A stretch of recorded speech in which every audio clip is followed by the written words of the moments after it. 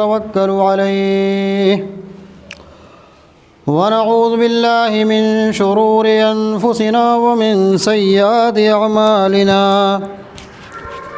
من يهده الله فلا مضل له ومن يضلله فلا هادي له وأشهد أن لا إله إلا الله وحده لا شريك له وأشهد أن محمدًا عبده ورسوله أما بعد فإن خير الحديث كتاب الله وخير الهدي هدي محمد صلى الله عليه وسلم وشر الأمور محدثاتها وكل محدثة بدعة وكل بدعة ضلالة وكل ضلالة في النار أعوذ بالله من الشيطان الرجيم بسم الله الرحمن الرحيم إنما يعمر مساجد الله من آمن بالله واليوم الآخر وأقام الصلاة وآتى الزكاة ولم يخش إلا الله فعسى أولئك أن يكونوا من المهتدين وعن أبي هريرة رضي الله عنه قال قال رسول الله صلى الله عليه وسلم أحب البلاد إلى الله مساجدها وأبغض البلاد إلى الله أسواقها رواه مسلم وعن عثمان بن عفان رضي الله عنه قال قال رسول الله صلى الله عليه وسلم من بنى مسجدا يبتغي به وجه الله بنى الله له بيتا في الجنة۔ محترم حاضرین، بزرگوں اور بھائیوں، نوجوانوں اور عزیزوں، ملت کی پردہ نشین مائیں اور بہنیں، فرزندان ملت اسلامیہ، اللہ رب العالمین کا بے پناہ شکر اور اس کا احسان ہے کہ اس نے آج جمعہ کے جیسے مبارک دن میں ہم لوگوں کو روئے زمین کے سب سے اچھے خطے اور اچھے ٹکڑے میں اکٹھا فرمایا ہے، جس کو اسلام کی اصطلاح میں مسجد کے نام سے جانا جاتا ہے۔ مسجد روئے زمین کا سب سے پسندیدہ اور سب سے بابرکت حصہ ہوا کرتا ہے۔ اللہ کے پیارے نبی جناب محمد الرسول اللہ صلی اللہ علیہ وسلم ارشاد فرماتے ہیں کہ احب البلاد الی اللہ مساجدها وابغض البلاد الی اللہ اسواقها۔ روئے زمین کا سب سے پسندیدہ حصہ، اللہ رب العالمین کے نزدیک سب سے پیارا حصہ یہ مسجد کا حصہ ہوا کرتا ہے۔ زمین کا وہ خطہ اور زمین کی وہ جگہ جہاں اللہ رب العالمین کے لیے مسجد بنا دی جائے، وہ اللہ رب العالمین کے نزدیک سب سے پسندیدہ ہوا کرتا ہے۔ اور اللہ تعالیٰ کے نزدیک سب سے ناپسندیدہ جگہ وہ ہے جہاں بازار لگتا ہے، جہاں لوگ جھوٹ اور سچ کیا کرتے ہیں، جہاں مکر و فریب کا بازار گرم ہوتا ہے۔ خوش نصیب ہیں آپ لوگ کہ اللہ رب العالمین نے ہمیں اور آپ کو توفیق بخشی کہ ہم اللہ رب العالمین کے نزدیک سب سے پسندیدہ جگہ، جس کو اللہ کا گھر کہا جاتا ہے، جس کو مسجد کے نام سے جانا جاتا ہے، وہاں ہم لوگ اکٹھا ہوئے ہیں۔ میرے بھائیوں، بابرکت اور سعادت مند ہیں وہ لوگ جو اس مسجد کو بنانے میں یا دنیا کی کسی مسجد کے بنانے میں حصہ لیا کرتے ہیں۔ اللہ رب العالمین نے اس کے لیے بڑا مقام اور بڑے درجات متعین فرمائے ہیں۔ اللہ کے پیارے نبی محمد الرسول اللہ صلی اللہ علیہ وسلم ارشاد فرماتے ہیں کہ من بنا مسجدا للہ یبتغی بہ وجہ اللہ بنى اللہ لہ بیتا فی الجنہ۔ جو شخص اللہ رب العالمین کے لیے مسجد بناتا ہے، اس کا مقصد اپنے رب کو راضی کرنا ہوتا ہے، رب کو خوش کرنا ہوتا ہے، اللہ تبارک و تعالی ایسے نیک انسان کے لیے، نیک بندے کے لیے جنت میں محل تعمیر فرماتے ہیں۔ وہ لوگ خوش نصیب ہیں، وہ لوگ سعادت مند ہیں جنہوں نے اس مسجد کو بنانے میں حتی الامکان کسی طرح سے محنت کیا ہے، کسی طرح سے قربانی دی ہے، اپنے مال سے، اپنے اوقات سے، اپنی محنت سے، اپنے اچھے مشورے سے، جس طریقے سے بھی لوگوں نے مسجد کے بنانے میں حصہ لیا ہے وہ لوگ خوش نصیب ہیں۔ اللہ رب العالمین سے دعا ہے کہ مولا تعالیٰ ان لوگوں کے لیے جنت میں محل تعمیر فرمائے۔ میرے بھائیوں، میں نے آپ حضرات کے سامنے سورہ توبہ کی آیت نمبر 18 پڑھی ہے۔ اللہ تبارک و تعالیٰ اس آیت مبارکہ کے اندر ان لوگوں کی نشانیاں بیان فرماتے ہیں جو لوگ حقیقی طور پر اللہ رب العالمین کے گھر کو آباد کرتے ہیں۔ اللہ رب العالمین کا ارشاد ہے، انما یعمر مساجد اللہ من آمن باللہ والیوم الآخر واقام الصلاۃ وآتى الزکاۃ ولم یخش الا اللہ فعسى اولئک ان یکونوا من المہتدین۔ در حقیقت اللہ رب العالمین کے گھر کو وہ لوگ تعمیر کرتے ہیں، وہ لوگ آباد کرتے ہیں، وہ لوگ بناتے ہیں من آمن باللہ والیوم الآخر، جو اللہ رب العالمین پر ایمان رکھتے ہیں، جنہیں اللہ رب العالمین کے سامنے کھڑے ہونے پر یقین ہے، حساب و کتاب پر یقین ہے، والیوم الآخر، اور انہیں اس بات پر بھی یقین ہے کہ قیامت قائم ہوگی، وہاں ذرے ذرے کا حساب ہوگا۔ وہ لوگ مسجدوں کو آباد کرتے ہیں۔ وَأَقَامَ الصَّلَاةَ وَآتَى الزَّكَاةَ، اور حقیقت میں مسجد کو آباد کرنے والے وہ لوگ ہوتے ہیں جو اقامت صلاۃ کرتے ہیں، یعنی نماز کی پابندی کرتے ہیں، وہ حقیقت میں مسجد کو آباد کرنے والے ہیں۔ اور اگر ان کے اوپر زکوٰۃ فرض ہے تو وہ زکوٰۃ ادا کرتے ہیں۔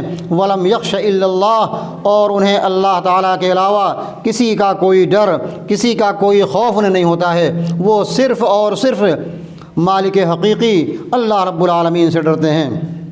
فَعَسَىٰ أُولَٰئِكَ أَن يَكُونُوا مِنَ الْمُهْتَدِينَ، تو یہ لوگ حقیقت میں ہدایت کے راستے کو اپنانے والے ہیں، یہ لوگ حقیقت میں صراط مستقیم پر چلنے والے لوگ ہیں۔ میرے بھائیوں، اللہ رب العالمین کے فضل و کرم سے، آپ تمام لوگوں کی محنت اور قربانیوں سے یہ مسجد الحمدللہ عالی شان مسجد تعمیر ہو گئی، اور اس کی تعمیر ہو جانے کے بعد ہماری ذمہ داریاں بڑھ جاتی ہیں۔ اس مسجد کے تعلق سے مسجد کے پڑوسیوں کی ذمہ داریاں، محلے میں بسنے والوں کی ذمہ داریاں بڑھ جاتی ہیں۔ اس کی ذمہ داری یہ ہے کہ ہم لوگ مسجد کو اپنی عبادتوں سے، اپنی نمازوں سے، تلاوت قرآن مجید سے، ذکر و اذکار سے اس مسجد کو آباد کریں، اور یہ انسان کے درجات کو بلند کرنے کے لیے کافی ہے۔ میں آپ کو ایک حدیث سناؤں۔ حضرت ابو ہریرہ رضی اللہ تعالیٰ عنہ ارشاد فرماتے ہیں کہ رسول اکرم محمد الرسول اللہ صلی اللہ علیہ وسلم ارشاد فرماتے ہیں، الا ادلکم علی ما یمحو اللہ بہ الخطایا ویرفع بہ الدرجات، کہا کہ میں آپ لوگوں کو ایسی بات نہ بتاؤں جس کے ذریعہ لوگوں کے گناہ دھل جاتے ہیں، خطائیں مٹ جایا کرتی ہیں، اور اللہ رب العالمین ان چیزوں کے ذریعہ لوگوں کے درجات کو بلند کرتے ہیں۔ وہ کیا ہے؟ اسباغ الوضو علی المکارہ۔ پہلی چیز، نہ چاہتے ہوئے بھی انسان مکمل وضو کرے، اور اس کا تجربہ آج آپ کر سکتے ہیں۔ اس سردی کے موسم میں، ٹھنڈک کے موسم میں فجر کے وقت اٹھنا، گرم نرم بستروں کو چھوڑنا، ٹھنڈے پانی سے وضو کرنا، اس کے بڑے درجات ہیں۔ یہ سردی کا موسم تو اسی لیے آیا ہے کہ آپ کے درجات کو بلند کرے۔ اللہ کے پیارے نبی محمد رسول اللہ صلی اللہ علیہ وسلم کا یہ فرمان ہے کہ اسباغ الوضو علی المکارہ، نہ چاہتے ہوئے بھی وضو کو مکمل طریقے سے کرنا۔ 3 بار اعضائے وضو کو دھلنا مستحب ہے، تو انسان کوشش یہ کرتا ہے کہ ہم 3 بار ہی دھل لیں تاکہ مکمل طریقے سے وضو ہو جائے، وضو کی کوئی جگہ جو دھلنے کی جگہ وہ چھوٹ نہ جائے۔ ناپسندیدگی کے باوجود مکمل طریقے سے وضو کرنا، اس سے درجات بلند ہوتے ہیں اور خطائیں مٹتی ہیں۔ اور وکثرۃ الخطا الی المساجد، مسجدوں کے لیے چل کر کے دور سے آنا، جتنے زیادہ آپ کے قدم زیادہ ہوں گے، جتنا دور سے چل کر کے آپ آئیں گے اتنے زیادہ آپ کے درجات بلند ہوں گے اور اتنی ہی زیادہ آپ کی خطائیں مٹ جائیں گی، خطاؤں کو مٹا دیا جائے گا۔ اور ایک تیسری چیز، ان سب کا تعلق مسجد ہی سے ہے، نماز ہی سے ہے۔ وانتظار الصلاۃ بعد الصلاۃ، ایک نماز کے بعد دوسری نماز کا انتظار کرنا۔ آپ ابھی جمعہ پڑھ کر کے جا رہے ہیں گھر، لیکن آپ کا دل لگا ہوا ہے کہ عصر کی اذان کب ہو ہم مسجد میں حاضر ہو جائیں۔ عصر کی نماز پڑھ کر کے گئے، مغرب کا انتظار ہے، تو نماز کے بعد ایک نماز کے بعد دوسری نماز کا انتظار کرنا، یہ چیزیں ایسی ہیں جو انسان کے درجات کو بلند کرتی ہیں اور اس کے ذریعہ انسان کے خطائیں، اس کے گناہ دھل جایا کرتے ہیں۔ میرے بھائیوں، مجھے وہ حدیث بھی یاد آئی کہ 3 شخص ایسے ہیں جو اللہ رب العالمین کی نگرانی اور اس کی حفاظت میں ہوا کرتے ہیں۔ ثلاثۃ فی ضمان اللہ، 3 شخص اللہ کی ضمانت میں، اللہ کی نگرانی میں، اللہ کی حفاظت میں ہوتے ہیں۔ ایک شخص ہوتا ہے من خرج الی مسجد من مساجد اللہ، وہ شخص جو اللہ رب العالمین کی کسی مسجد میں نماز کی غرض سے جاتا ہے کہ وہاں بیٹھ کر نماز پڑھے، ذکر و اذکار کرے، تلاوت قرآن مجید کرے۔ اور ومن خرج غازیا فی سبیل اللہ، دوسرا وہ شخص ہے جو اللہ کے راستے میں، اللہ کے دین کی سربلندی کے لیے وہ نکل جاتا ہے، غزوہ کرنے کے لیے نکل جاتا ہے۔ اور تیسرا شخص ومن خرج حاجا، جو اللہ رب العالمین کے گھر کی زیارت کے لیے، بیت اللہ شریف کی زیارت کے لیے، حج کے لیے نکلتا ہے۔ یہ تینوں شخص اللہ رب العالمین کی نگرانی میں ہوا کرتے ہیں۔ میرے بھائیوں، میرے بزرگوں، آج اس بات کی ضرورت ہے کہ مسجد بن جانے کے بعد ہم لوگ اس کو اپنی عبادتوں سے اور اپنے ذکر و اذکار سے آباد کریں۔ اور اگر یہ مسجد ویران رہ گئی، مسجد میں نمازی نہ ہوئے، پابندی سے نہ اذانیں نہ ہوئیں، پابندی سے جماعت نہ ہوئی، تو یہ مسجد ہمارے لیے بد دعا کرے گی۔ اس کے بارے میں ہمیں فکر ہونا چاہیے۔ اس لیے میں گزارش کروں گا خاص طریقے سے یہاں کے رہنے والے مسلمانوں سے، یہاں کے رہنے والے کلمہ گو بھائیوں سے کہ یہ مسجد اللہ رب العالمین نے آپ کے لیے بہت بڑی نعمت بنائی ہے۔ رسول اکرم صلی اللہ علیہ وسلم مسلم معاشرہ کو تعمیر کرنے سے پہلے مسجد کی تعمیر کی فکر کیا کرتے تھے۔ آپ کو واقعہ یاد ہوگا، جب رسول اکرم محمد الرسول اللہ صلی اللہ علیہ وسلم مکہ مکرمہ سے ہجرت کر کے قباء کی بستی میں آپ نے چند روز کا قیام فرمایا، تو سب سے پہلی آپ کو فکر یہ ہوئی کہ یہاں ایک اللہ کا گھر تعمیر کر دیا جائے، ایک مسجد بنا دی جائے۔ آپ نے اپنی زندگی میں سب سے پہلی جو مسجد بنائی وہ مسجد قباء ہے، جس کے بارے میں قرآن مجید کہتا ہے کہ لمسجد اسس علی التقوی من اول یوم حقا تقوم فیہ، وہ مسجد جو تقوی کی بنیاد پر رکھی گئی۔ میرے بھائیوں، مسجدیں دکھاوے کے لیے نہ بنائی جائیں، مسجدیں یہ بتانے کے لیے نہ بنائی جائیں کہ ہمارے یہاں بڑی عالی شان مسجد ہے۔ یہ تو بڑی خطرناک بات ہے۔ حدیث شریف کے اندر آتا ہے کہ ایک زمانہ ایسا آئے گا، یاتی علی الناس زمان لا یبقى من الاسلام الا اسمہ ولا يبقى من القرآن الا رسمہ مساجدهم عامرة وهي خراب من الهدى۔ یہ قیامت کی نشانی ہوگی۔ زمانہ ایسا آئے گا کہ اسلام نام کا باقی رہ جائے گا، قرآن مجید کو رسم و رواج کے طریقے پر پڑھا جائے گا، لوگوں کی مسجدیں بڑی عالی شان ہوں گی، لیکن وہ ہدایت کی روح سے، تقوی کی روح سے، عبادت کی روح سے وہ ویران نظر آئیں گی۔ تو یہ مسجد جو اللہ رب العالمین نے آپ کے لیے تعمیر کرا دی ہے، میرے بھائیوں، یہ صرف پہچان بتانے کے لیے نہ ہو کہ ہمارے یہاں بڑی عالی شان مسجد ہے، بہت عالی شان مینارہ اس کا لگا ہوا ہے، یہ بتانے کے لیے نہ ہو، بلکہ مسجد کی اصل روح یہ ہے کہ وہ آپ کی عبادت سے منور ہو، آپ کی عبادت سے معمور ہو۔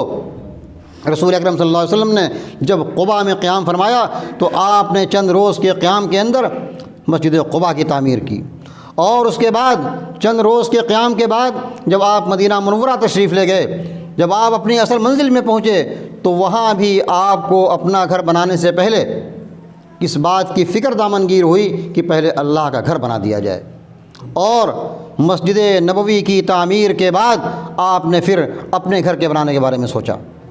میرے بھائیوں، آپ لوگوں کی خوش نصیبی ہے، اللہ رب العالمین نے آپ کے لیے موقع عنایت کیا ہے۔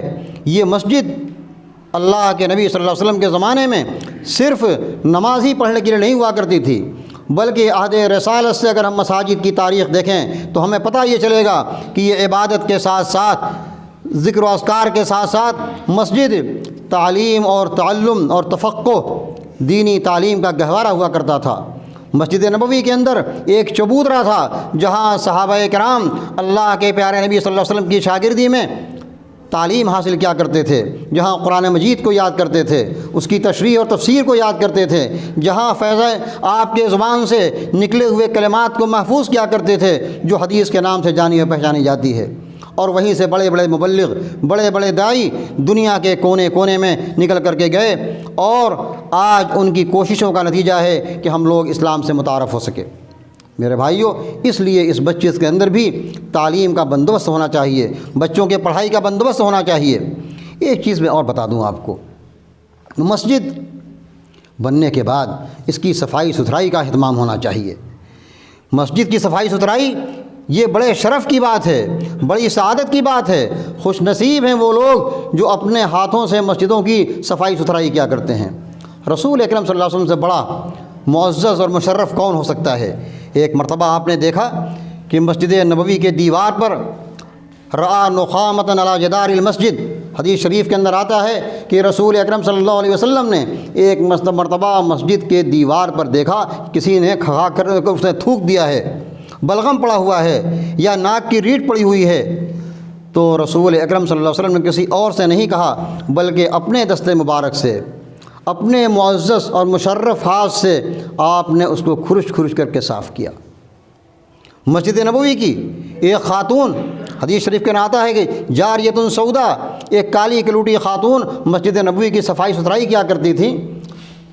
آپ نے دیکھا کہ آج وہ عورت نہیں آئی ہوئی ہے، صفائی ستھرائی نہیں ہوئی مسجد کے اندر۔ صحابہ کرام سے آپ نے پوچھا کہ ارے آج صفائی نہیں ہوئی، وہ عورت کہاں گئی، وہ خاتون کہاں گئی؟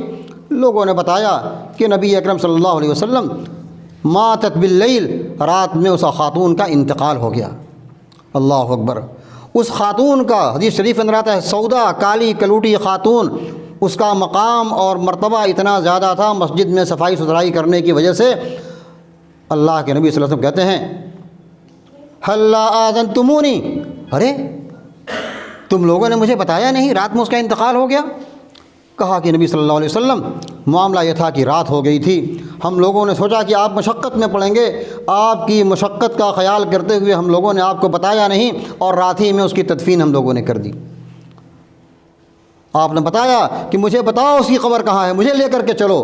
آپ وہاں گئے، آپ نے اس کے لیے دعائے مغفرت کی۔ میرے بھائیوں، یہ مرتبہ اور مقام ہوتا ہے مسجد سے جڑنے والوں کا اور مسجد میں صفائی و ستھرائی کا خیال کرنے والوں کا۔ اس لیے ہماری ذمہ داری یہ بن جاتی ہے مسجد بن جانے کے بعد اس میں ہم لوگ صفائی ستھرائی کا خیال کریں، اس میں ہم لوگ روشنی کا خیال کریں، اس کے اندر ہم لوگ خوشبو کا خیال رکھیں کہ مسجد باقاعدہ خوشبوؤں سے معطر ہو۔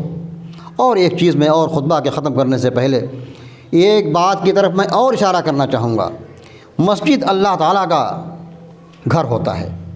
مسجد کی عظمت کے لیے یہی کافی ہے کہ وہ اللہ رب العالمین کے نام سے منسوب ہوتا ہے۔ بیت اللہ کہا جاتا ہے مسجد کو، مسجد اللہ کا گھر ہے۔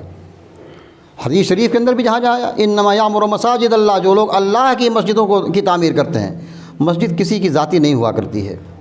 اللہ رب العالمین نے سورہ جن کے اندر آیت نمبر 18 میں فرمایا وَأَنَّ الْمَسَاجِدَ لِلَّهِ فَلَا تَدْعُوا مَعَ اللَّهِ أَحَدًا، مسجدیں اللہ کے لیے ہوتی ہیں، وہ اللہ کا گھر ہے، اللہ تعالیٰ کے ساتھ کسی اور کو مت پکارو۔ مسجد توحید کا گہوارہ ہوا کرتا ہے، یہاں صرف اللہ کی بات ہوتی ہے۔ مسجدوں کو شرک سے، بدعت سے بچا کر کے رکھنا چاہیے۔ اللہ کے نبی صلی اللہ علیہ وسلم نے یہود اور نصارہ پر لعنت فرمائی، لعن اللہ الیہود والنصارى اتخذوا قبور انبیائہم مساجدا۔ یہود اور نصارہ پر لعنت ہو، اللہ تعالیٰ کی پھٹکار ہو۔ کیوں بھائی؟ اس لیے کہ ان لوگوں نے انبیاء کرام کی قبروں کو سجدہ گاہ بنا لیا۔ آج مسلمانوں کا المیہ یہ ہے کہ مسلمان اپنی پیشانی کو، یہ عظیم پیشانی، اس کو کہیں بھی ٹیک دیا کرتا ہے۔ وہاں تو ان لوگوں پر لعنت کی گئی جو انبیاء کے قبروں کے پاس سجدہ کیا کرتے تھے، سجدہ گاہ بنا لیے تھے۔ اسی لیے قبروں کا تعلق مسجدوں سے بالکل جداگانہ ہے۔ اسی لیے مسجد کے اندر قبر بنانے کی ممانعت ہے، سراسر ممانعت ہے کہ مسجد میں قبر نہ بنایا جائے۔ ان مقامات پر مسجد نہ بنائی جائے جہاں پر قبرستان ہے، جہاں پر قبر ہے، اس کو الگ رکھا گیا تاکہ اس سے انسان کی عقیدت نہ جڑ جائے کہ مسجد خالص اللہ کے لیے ہونی چاہیے۔ وَأَنَّ الْمَسَاجِدَ لِلَّهِ، مسجدیں اللہ ہی کے لیے ہیں۔ فَلَا تَدْعُوا مَعَ اللَّهِ أَحَدًا، اللہ تعالیٰ کے ساتھ کسی اور کو نہ پکارو۔ یہیں سے یہ بات بھی معلوم ہوتی ہے کہ مسجد وہ جگہ نہیں ہے جہاں ہم اپنی چودراہٹ کریں، جہاں ہم اپنی حکومت کریں، جہاں ہم اپنی ملکیت سمجھیں۔ مسجد وہ جگہ ہے، مسجد کا دروازہ ہر اس انسان کے لیے کھلا ہوا ہے جو ہاں اللہ رب العالمین کے سامنے آ کر جو سر بسجود ہونا چاہتا ہے، جو رکوع و سجدہ کرنا چاہتا ہے، جو نمازیں پڑھنا چاہتا ہے، ان تمام لوگوں کے لیے اللہ رب العالمین کا دربار کھلا ہوا ہونا چاہیے۔ اس لیے میرے بھائیوں، میں اخیر میں گزارش کروں گا مسجد کے تمام مصلیان سے کہ یہ مسجد وہ جگہ ہے جہاں انسان آ کر کے جڑ جاتا ہے، ایک دوسرے سے مل جاتا ہے، اس کا دل بھی جڑتا ہے۔ ایک ہی صف میں کھڑے ہو گئے محمود و ایاز، ایک ہی صف میں کھڑے ہو گئے محمود و ایاز، نہ کوئی بندہ رہا نہ کوئی بندہ نواز۔ یہاں آ کر کے ایک بادشاہ بھی اللہ رب العالمین کے دربار میں آ کر کے فقیر بن جایا کرتا ہے، اور فقیر تو فقیر ہی ہے۔ سب اللہ رب العالمین کے دربار میں ایک ہو جاتے ہیں، کوئی اپنے آپ کو کسی سے بڑا نہیں سمجھتا ہے، سب اللہ رب العالمین کے در کے بھکاری ہو جایا کرتے ہیں۔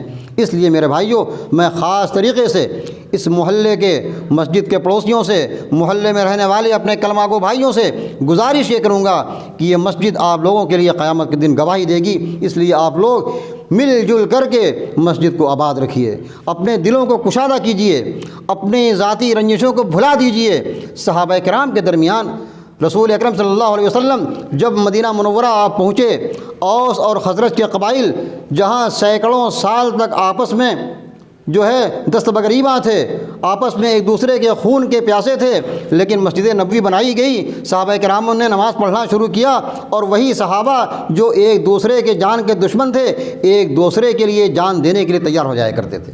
یہ مسجد کی برکت تھی۔ اس لیے میرے بھائیوں، میں یہ چاہتا ہوں کہ میرا کبھی یہاں گزر ہو اس بدلہ پور خرد کے اندر، اس مسجد کے اندر، تو مجھے ایک انقلاب نظر آئے، ایک تبدیلی نظر آئے، یہ مسجدیں آپ لوگوں کی نمازوں سے آباد نظر آئیں۔ مجھے لگے کہ واقعی اس مسجد کی وجہ سے لوگوں نے اپنی تمام تر ذاتی رنجشوں کو بھلا کر کے اللہ کے لیے اپنے دلوں کو کشادہ کر دیا، اپنے دلوں کو جوڑ دیا، اور اس مسجد کی وجہ سے یہاں کے لوگوں کے اندر ایک ایمان کی لہر پیدا ہو گئی۔ میں انہی چند باتوں کے ساتھ اللہ رب العالمین کا شکریہ ادا کرتا ہوں کہ اللہ رب العالمین نے توفیق بخشی اس مسجد کو بنانے میں۔ جن جن لوگوں نے حصہ لیا، اللہ تبارک و تعالیٰ ان تمام لوگوں کے لیے جنت میں مقام بنائے، جنت میں گھر بنائے، اور جس طریقے سے ہم لوگ یہاں اکٹھا ہیں، بار الہ ہم تمام لوگوں کو جنت الفردوس کے اندر اکٹھا فرمائے۔ آمین۔ اقول قولی ھذا واستغفر اللہ لی ولکم ولسائر المسلمین من کل ذنب فاستغفروہ انہ هو الغفور الرحیم۔